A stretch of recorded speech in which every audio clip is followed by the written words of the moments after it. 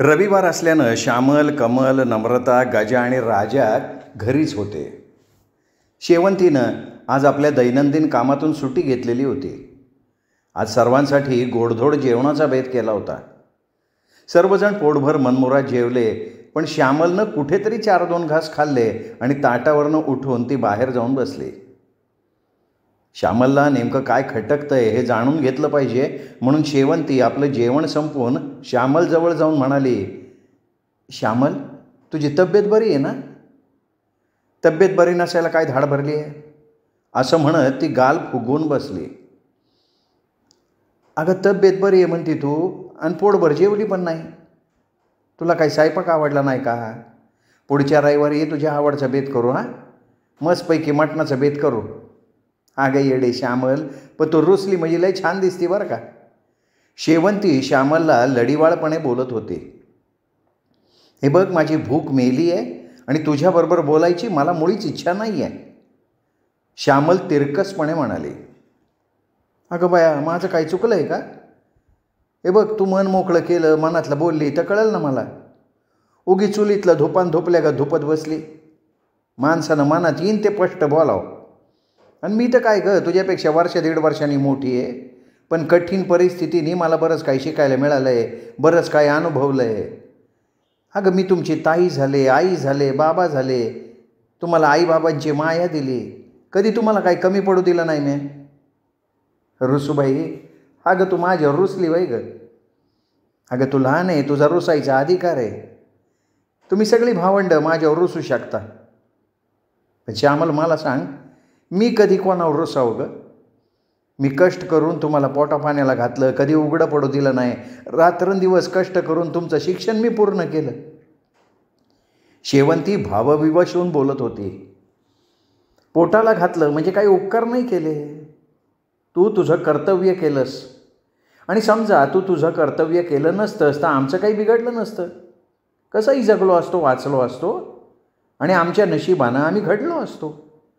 तुझ्यामुळेच मला अडचणी येत आहेत, तुझ्यामुळे माझ्या मनाचा कोंडमारा होतोय, हे कधी समजून घेतलंस का तू? धड सांगता येत नाही आणि न सांगता तुला कधी समजणार नाही. हे बघ श्यामल, असं कोड्यात बोलू नको. आजपर्यंत मी लय सोसलंय.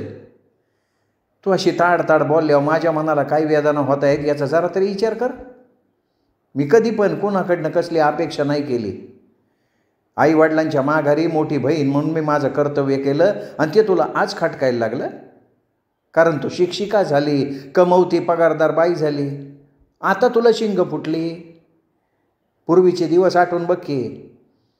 तू भावंडांच्या शिक्षणाला, घर खर्चाला दमडीचा हातभार लावत नाहीस. एवढेच सगळे विसरली वय ग. मला तुझ्याकडनं ही अपेक्षा नव्हती. हे तू नाही बोलत, तुझ्या तारुण्याचं वारं बेभान झालंय, त्यामुळं तर असं बोलतीस आणि असं वागतीस. शेवंती उद्विग्नपणे म्हणत होती. तुझ्या आयुष्याचा विचार करत माझं आयुष्य गंजून चाललंय ते तुला कधी दिसतंय का? तू दिवसभर स्टँडवर जोगतिणीसारखी भटकत राहतेस, कधी आमचा विचार केलास?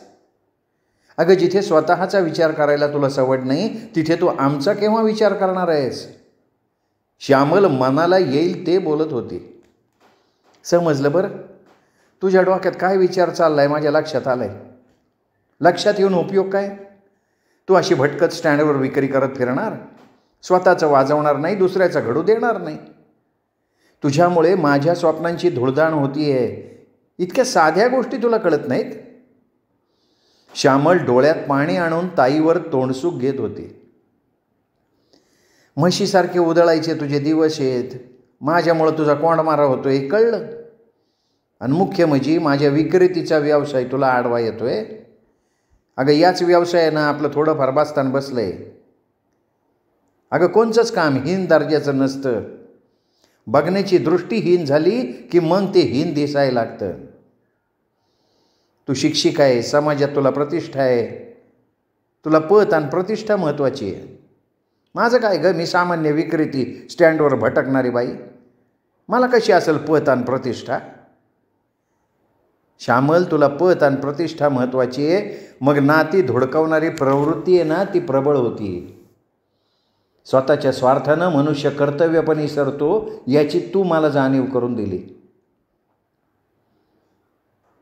बाई, तुझा काय दोष? वयात आलेल्या प्रत्येक पोरीला ते चंचल मन आहे ना, ते गप बसू देत नाही. मन उद्रेक करतं. तसं तू पण बोलून उद्रेक व्यक्त केला, पण त्यामुळं किमान माझे डोळे तरी उघडले. पण एक लक्षात ठेव, भावनेपेक्षा कर्तव्य लय महत्त्वाचं असतंय. श्यामलला लवकरच लग्नाच्या मुंडावळ्या बांधणं गरजेचं आहे, नाहीतर ती मनाला, अविचाराला लगाम घालू शकली नाही तर अविवेकी मन आणि शारीरिक सुखाकरता आसुसलेला देह केव्हा बंड करून उठेल हे सांगता येत नाही. श्यामलनं तिच्या मनातलं हे बंड बोलून दाखवलं होतं. कदाचित उद्या कृतीनं सिद्ध करून दाखवेल. शारीरिक वासनेची ही भूक भागवण्याकरता मनुष्य पशुपेक्षा खालच्या थराला जातो. मग तो सुशिक्षित असो किंवा अशिक्षित असो, वासनेचा कंड समोरल्याशिवाय तो शांत नाही होत. मग त्याला लोकलज्जेची भय किंवा भीती वाटत नाही. दाबलं की उद्रेक वाढणार, त्यापेक्षा श्यामलचं औंधा कर्तव्य केलं पाहिजे आणि तेही तिच्या मनासारखं झालं पाहिजे. आणि त्यासाठी मला मोठी बहीण म्हणून माझं कर्तव्य पार पाडावं लागणार आहे, हा मनोमन विचार शेवंती करत होती. कमीचं कॉलेज सुरू झालं होतं. नमीला फ्री सीटमधून BSc फार्मसीला ॲडमिशन मिळाली होती. राजा ITIमध्ये वायरमनचा कोर्स करत होता. महिना 10,000 ते 12,000 रुपये शिक्षणाचा खर्च येत होता. इतर खर्च वेगळा. श्यामल कसलाच हातभार लावत नव्हती. ती तिच्या मनाची मालकीण झाली होती. गजा ताईच्या व्यवसायात मदत करत होता. शेवंती आपलं कर्तव्य जिद्दीनं पार पाडत होती. श्यामल 2 महिने झाली तरी घरी तुंगारपूरला आली नव्हती. नोकरीच्या ठिकाणी म्हणजे आडवळणी असलेल्या तांदूळवाडी गावात रविवारी शेवंती गेली. श्यामलच्या रूमला लॉक बघून शेवंती कोड्यात पडली. रूमच्या मालकीणबाईंकडे चौकशी केली. मावशी, या श्यामल मॅडम कुठं बाहेर गेलेत का हो? अहो, त्या कालच गेल्या की तुंगारपूरला त्यांच्या घरी. अहो, दर शनिवारी रविवारी त्या आपल्या गावी जातात तुंगारपूरला. 2 दिवस घरी राहत्यात आणि येतात. बरं, तुम्ही कोण म्हणायचं? रूम मालकिणीनं प्रश्नार्थक नजरेनं विचारलं. अहो, मी श्यामल मॅडमची मैत्रीण आहे. म्हटलं, हाय, चला भेटून येऊ तिला. ठीक आहे, श्यामल मॅडमला सांगा तुमची मैत्रीण शेवंती येऊन गेली. हां, पुन्हा येळ मिळाला आता केव्हा तरी अवश्य येईन मी. असं म्हणत लगबगीनं शेवंतीनं तांदूळवाडीचा निरोप घेतला. शेवंतीच्या डोक्यात अनेक विचारांनी थैमान घातलं होतं. श्यामल तुंगारपूरला आली नव्हती, मग गेली कुठेही? घरमालकीण तर म्हणाली दर शनिवारी रविवारी श्यामल मॅडम तुंगारपूरला जातात. पण गेल्या 2 महिन्यात श्यामल तुंगारपुरात आलीच नव्हती.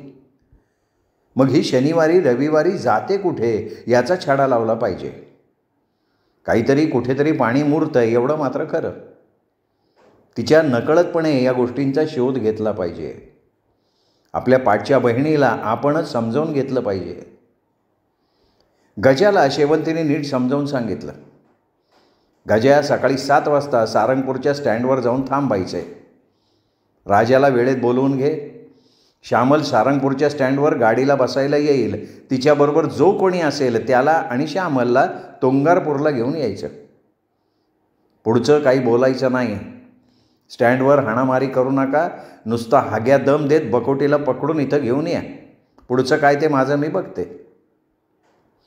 शेवंती ताईच्या आदेशानुसार गजा लगबगीनं गेला. तिथं राजा अगोदरच येऊन पोचला होता. ताईच्या आदेशानुसार ST स्टँड शेजारी असलेल्या रिक्षा स्टँडवर गजा राजानं पाळत ठेवली होती. डोळे मिटून दूध पिणाऱ्या मांजराला वाटतं मला कोणी बघितलं नाही. त्याचप्रमाणे श्यामल आणि तिचा यार सखाराम मास्तर हसत खिदळत रिक्षातनं उतरले. श्यामलनं रिक्षाचं भाडं दिलं.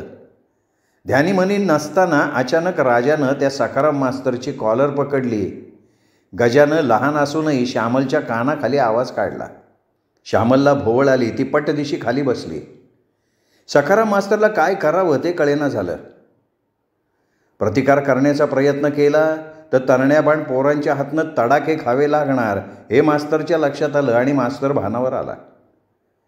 रिकामं आबरूचं खोबरं झाल्याशिवाय राहणार नाही, ते म्हणतील तसं निमूटपणे ऐकलं पाहिजे, हे मास्तरच्या लक्षात आलं. राजारानं सखाराम मास्तरला गाडीवर मागे घेतलं तर गजानं श्यामलला डोळे वटारताच गपगुमान ती गजाच्या गाडीवर बसली. दोन्ही मोटरसायकली प्रेमानं पागल झालेल्या सखाराम मास्तरला आणि वाट चुकलेल्या श्यामलला घेऊन सारंगपूरहून सुसाट तुंगारपूरला आल्या. फार्महाऊसवरच्या रूममध्ये आणल्यावर श्यामलनं अकांड तांडव केलं. मास्तरांच्याबरोबर ट्रेनिंगला गेले होते, तर हे माकडछाप गजा राजा संशय घेऊन आम्हाला इकडं घेऊन आले. आता विनाकारण शाळेत रजा टाकायला लागेल, शिवाय शाळेत भलताच गैरसमज होईल. उगाच रस्त्यात तमाशा नको म्हणून आम्ही यांच्याबरोबर इकडे आलो. राजा गजा तुम्ही दोघं गुंड मवाल्यासारखे आमच्याबरोबर वागलात. अरे या मास्तरांच्या मनाला किती लागला असेल याचा थोडा तरी विचार करा की. आता सरकारी ट्रेनिंग म्हटलं की जावं लागणारच ना, उगाच का कोणाला हौस असते. श्यामल आपला साळसूतपणाचा आव आणत होती, पण शेवंती ताईच्या नजरेला नजर देत नव्हती. तुम्ही ट्रेनिंगला गेला होता नाही का मास्तर? चांगले चांगले. मग मास्तर संपलं का तुमचं ट्रेनिंग? शेवंती नजर रोखून सखाराम मास्तरला कोंडीत पकडत होती. हो झालं ना, शासनाचा आदेश आहे म्हटल्यावर ट्रेनिंगला हजर राहावं लागतंच. त्यात काय, आम्ही एकाच शाळेत कार्यरत आहोत, त्यामुळे एकत्र आलो एकत्र गेलो. आमचं काय चुकलं का? सखाराम मास्तर रेटून खोटं बोलतोय हे शेवंतीच्या लक्षात आलं. ती सखाराम मास्तरला म्हणाली, बरं मग तुमचं प्रशिक्षणाचं प्रमाणपत्र, कार्यमुक्त प्रमाणपत्र मला दाखवा बरं. माझं काय म्हणणं नाही हो, कोणत्या अधिकाऱ्यानं तुम्हा दोघांचंच प्रशिक्षण सुट्टीच्या दिवशी ठेवलंय ते तरी मला कळन. दर शनिवार रविवार प्रशिक्षण असते, म्हणजे तुमच्या शाळेत तुम्हा दोघांना ट्रेनिंग असते. तुम्हा दोघांची ट्रेनिंगला निवड होती कारण तुम्ही दोघं लय हुशार आहे, चालाक आहे नाही का. मग त्याबद्दल माझं काय म्हणणं नाही. आणि हां गाज्या काम कर, ते श्यामलची पर्स घे ताब्यात, आणि राजा मास्तरची बॅग ताब्यात घ्या. तिच्या पर्सची ह्याच्या बॅगेची झडती घ्या. खरं खोटं क्षणात कळते की. अरे ट्रेनिंगची सर्टिफिकेटं भेटतील तिथं, ती सर्टिफिकेटं कशी असते ते तरी आम्हाला समजेल. शेवंती प्रत्येक शब्द खोचकपणे बोलत होती. शेवंती बोलत असताना मास्तरांचा चेहरा खारकन उतरला होता. श्यामल काळवंडली होती. तिची पर्स आणि मास्तरची बॅग तपासताना श्यामलनं कडाडून विरोध केला, तेव्हा रागानं लालबुंद झालेल्या शेवंतीनं श्यामलच्या श्रीमुखात एक जोरदार भडकावून दिली. शेवंतीचा तो अवतार बघितला आणि सखाराम मास्तरची पाचावर धारण बसली. तो पार गांगरून गेला. त्याच्या लक्षात आलं आता आपली काही धडगत नाही. श्यामलच्या पर्समध्ये हॉटेलमधल्या जेवणाची बिलं सापडली. संध्याकाळी 6 ते 9च्या सिनेमाची 2 तिकीटं मिळाली. मास्तरच्या बॅगमध्ये सारंगपूर इथल्या लवबर्ड लॉजची बिलं मिळाली. खरं बिंग बाहेर पडलं होतं. आता यापुढे खोटं बोलून चालणार नव्हतं. खरं सांगितल्याशिवाय सुटका नाही याची सखाराम मास्तरला पुरती जाणीव झाली होती. त्याची चोरी लबाडी उघडी पडली होती.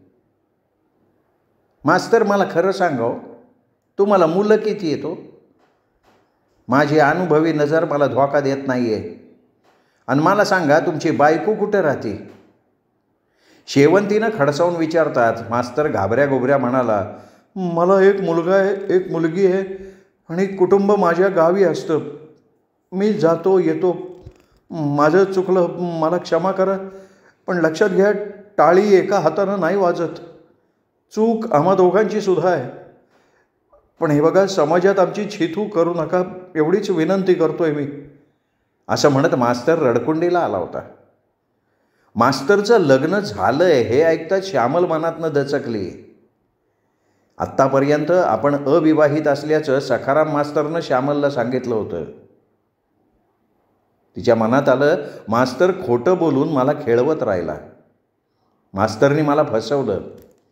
मास्तर केवळ माझ्याच पैशानं माझ्याबरोबर मजा मारत राहिला. मला लग्नाचा आमिष दाखवून मला लुटत राहिला. मी मास्तरवर नुसता पैसाच उधळला नाही, तर मास्तरसाठी माझं सर्वस्व उधळलं होतं. मी भावनेच्या शारीरिक वासनेच्या आहारी जाऊन सखाराम मास्तरच्या गोड बोलण्याला फसले.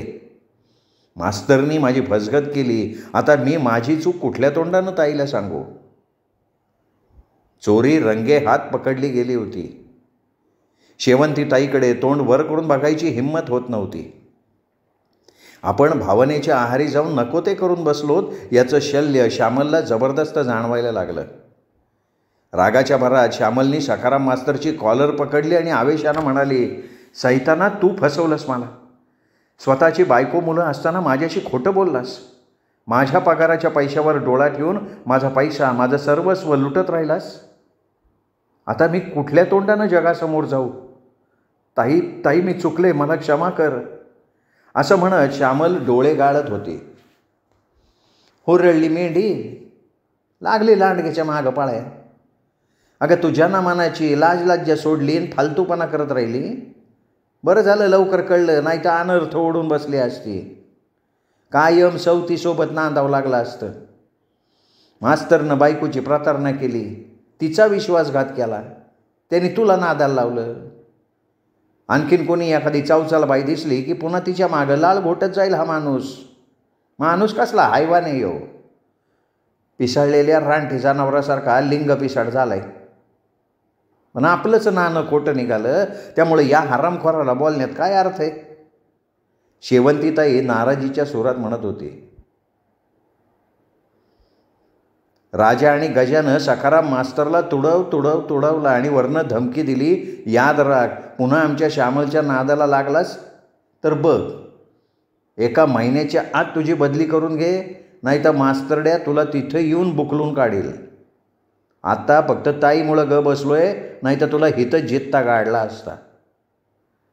गजाराजाचा अवतार बघून मास्तरला दरदरून घाम फुटला. तो भीतीनं गांगरून जाग्यावर कोसळला. लटपटत घाबरून म्हणाला, मी तुमच्या सगळ्यांची माफी मागतो, मला माफ करा. मी स्वतःहून ताबडतोब विनंती बदली करून घेतो, पुन्हा नाही अशी चूक करणार. कानाला खडा लावतो, पण आत्ता मला जाऊ द्या. कळलं तुझं प्रेम, कळला तुझा खोटा रडेपणा. पुन्हा माझ्या नजरेच्या समोर येऊ नकोस. मला फसवलंस, आता पुन्हा कुणाला फसवू नको आणि लग्नाचं खोटं आम्ही सुद्धा दाखवू नकोस. श्यामल सखाराम मास्तरला तिरस्कारानं म्हणत होती. स्वतःच्या चुकीनं पश्चात्तापानं दगदग होऊन तिचा आतल्या जळफळाट चालू होता. मास्तर स्वतःला सावरत निघून गेला आणि श्यामल दोन्ही हातात तोंड लपवून धुसमुसून रडत होती. श्यामल, तुला अजून हे जग नाही कळलं बाया.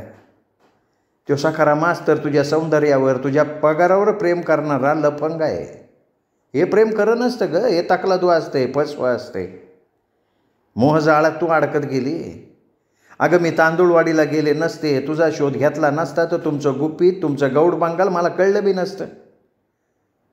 आणि मग कदाचित त्याच्यापासून तुला दिवस गेले असते तर तुला आयुष्यभर पश्चात्ताप करत बसायला लागलं असतं. गेले 4-5 महिन्यांपासून तुझ्या वागण्या बोलण्यात झालेला फरक मला जाणवत होता. तू मला वाटेल तसं बोलली बी, मला दोष दिला तू. पण चुकणाऱ्या बहिणीला समजून घेऊन तिला समजावून सांगणं हे माझं कर्तव्य होतं, ते मी केलं. हे बघ श्यामल, तुझ्या भावी आयुष्याच्या भल्यासाठी जे झालं ते विसरून जायचं. तुझ्या जीवनात एक अपघात घडला असं समज, पण स्वतःला सावर. हे बघ, अशा प्रसंगातनं नाती कळतात, माया ममता कळती. नाती जपायची असतात. अगं, तुझ्या मनासारखा सुंदर राजबेंडा मुलगा शोधू, त्याच्याबरोबर तुझं लगीन लावून देऊ, पण त्यासाठी थोडा मनाला आवर घाल. अगं, लगीन म्हणजे काय नुसता भावला भावलीचा खेळ नाही. भाशिंग बळ उठून बसलं का लग्न जमतं. अगं, येडे लुळ्या पांगळीचे लग्न होतात, देव त्यांची बी काळजी घेतोय की. आणि श्यामल, तू देखणी आहे, सुंदर आहे, पगारदार शिक्षिक आहे, तुझं बी होईल की लवकर लगीन. येईल एखादा राजकुमार घोड्यावर बसून. आमची श्यामी गालातल्या गालात हसत राजकुमाराच्या गळ्यात पुष्पहार घालल. शेवंतीताई समजुतीनं सांगताना श्यामलची कळी आतल्यात खुलत होती आणि ती मनातल्या मनात म्हणत होती की ताई चुकले, पुन्हा असा आतताईपणा मी करणार नाही. शेवंतीच्या कुशीत तोंड लपवून श्यामल अश्रू ढाळत होती. शेवंतीनं बऱ्याच दिवसांपूर्वी बँकेत एवढी केली होती. एवढीची मुदत संपली होती. भभूतमल शेठच्या सल्ल्यानं बाजारपेठेत छोटाखानी दुकान तिने भाड्याने घेतलं आणि त्या दुकानात स्टेशनरी कटलरी माल भरला. गजाला नवीन उद्योग सुरू करून दिला. गजा व्यवस्थित दुकान चालवत होता. अधूनमधून गजाच्या स्टेशनरी दुकानाचा आढावा शेवंती घेत होती. भांडवल व्यवस्थित आहे ना, नफा तोट्याचा ताळेबंद व्यवस्थित ठेवला आहे का नाही हे स्वतः बारकाईनं बघत होती. सचोटीनं गजा धंद्यात लक्ष घालतोय, धंद्यात वाढ करतोय का लाखाचे 12,000 करतोय याच्याकडं तिचं लक्ष होतं. धंद्यातल्या खाचाखोचा त्याला कळू देत. अनुभव आल्याशिवाय माणसाला शहाणपण येत नाही. गजा स्वतःच्या पायावर उभा राहिला म्हणजे तेवढी एक काळजी मिटेल. राजा इलेक्ट्रिशियन झाल्यावर त्याला कुठेतरी जॉब मिळेल त्याचाही प्रश्न निकाली लागेल. बहिणीचं भलं झालं की मग मी माझ्या कर्तव्यातनं मुक्त होईल असं शेवंती पुन्हा पुन्हा स्वमनाला सांगायची. श्यामल ठराविक रक्कम दरमहा द्यायची. गजा नफ्यातनं ठराविक रक्कम द्यायचा. जवळचे 4 पैसे घालून कमी नमी आणि राजाच्या शिक्षणाकरता शेवंती पैसे पाठवून द्यायची. एकंदरीत बरं चाललं होतं. दिवस पालटत होते. शेवंतीला आता पूर्वीसारखी दगदग करावी लागत नव्हती. खेळत्या भांडवलाच्या बळावर तिने धंद्यात जम बसवलेला होता. भागवत सरांची शेवंतीनं भेट घेतली आणि विनंती केली की श्यामल शिक्षिका म्हणून काम करते, तिला योग्य असं एखादं स्थळ सुचवा. मुलगा शिक्षक किंवा सरकारी नोकरदार असावा, फक्त तो प्रामाणिक आणि समजूतदार असावा. सर तुम्ही ज्येष्ठ आहे, अनुभवी आहे, तुमच्या नजरेतनं एखादं चांगलं स्थळ सुचवा आणि आमची परिस्थिती समजून सांगा. ते एकमेकांना पसंत असतील, अनुरूप असतील तर होऊन जाईल. सर तुम्ही वडीलधारी माणसं आहे म्हणून तुम्हाला सांगते बरं का. शेवंती शालीनतेनं नम्रतेनं भागवत सरांना सांगत होते. शेवंतीताई एक विचारू का? नाही म्हणजे तुम्हाला राग येणार नसेल तर विचारू. तुमच्यासारख्या वडीलधाऱ्या गुरुजनांचा राग कसा येईन? आणि मला तर तुमचा मुळीच राग येणार नाही. आमच्या कानाला धरून सांगायचा अधिकार तुम्हाला आहे. तुम्हाला काय विचारायचं आहे ते विचारा. हे बघ, तू मोठी आहेस, पहिल्यांदा तू तुझ्या लग्नाचा विचार कर. तुझं वय वाढत चाललं आहे. आता भावंडं मोठी झाली आहेत, स्वतःच्या पायावर उभी आहेत. तू तुझं कर्तव्य आत्तापर्यंत चांगल्यापैकी पार पाडलं आहेस हे मी माझ्या डोळ्यानं बघतोय.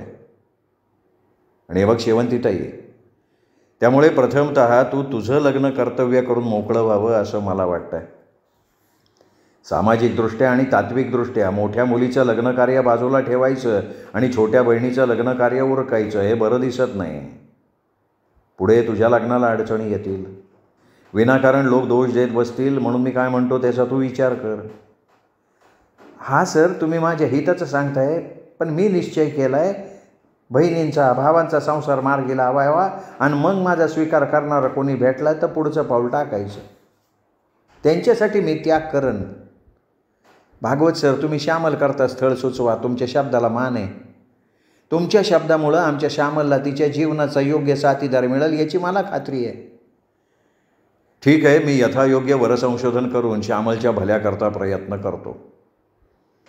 खरं तर प्रयत्न करणारे आपण कोण? आपण फक्त निमित्त मात्र. करता करविता तोच आहे. त्यानंच स्वर्गात गाठी बांधून ठेवलेल्या असतात म्हणे. असो, 8-15 दिवसात श्यामलच्या स्थळाबद्दल मी तुला कळवतो. भागवत सर आश्वासक शब्दात म्हणाले. बरं येते मग मी. असं म्हणत भागवत सरांच्या चरणाला चरणस्पर्श करून तिने नमस्कार केला. भागवत सर सद्गदित झाले. मनोमन विचार करायला लागले की शेवंती केवढी मोठी त्यागमय मूर्ती आहे. तिची अफाट कीर्ती हो. तिने हाती घेतलेल्या प्रत्येक कार्यात तिला यश मिळो हीच प्रभूचरणी मी प्रार्थना करतो. कमल पदवीधर होऊन स्पर्धा परीक्षेच्या माध्यमातून पोलीस निरीक्षकपदी तिची नेमणूक झाली. नाशिकच्या ट्रेनिंग सेंटरमध्ये प्रशिक्षणाला ती हजर झाली.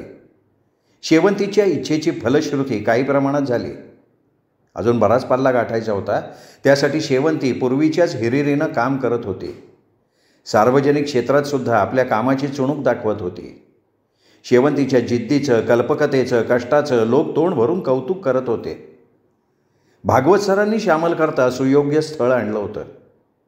मुलगा सुस्वरूप होता, देखणा होता, सरकारी खात्यात नोकरीला होता. रुबाबदार व्यक्तिमत्वाचा महेश श्यामलला बघताक्षणी आवडला होता. महेश कृषी खात्यात वरिष्ठ विस्तार अधिकारी म्हणून कार्यरत होता. श्यामलच्या रूपावर तोही भाळला होता. दोघांनीही एकमेकांच्या पसंतीची मुद्रा उमटवली. माणसांचे डोळे बोलके असतात. महेश श्यामलच्या चेहऱ्यावरचा आनंद इतरांना जाणवत होता. आम्ही आमची परिस्थिती तुम्हाला सांगितली. वडिलांच्या पश्चात आम्ही समधी वाढलोय. आम्ही गरीब कष्टकरी वर्गातले आहेत. चालेल का तुम्हाला?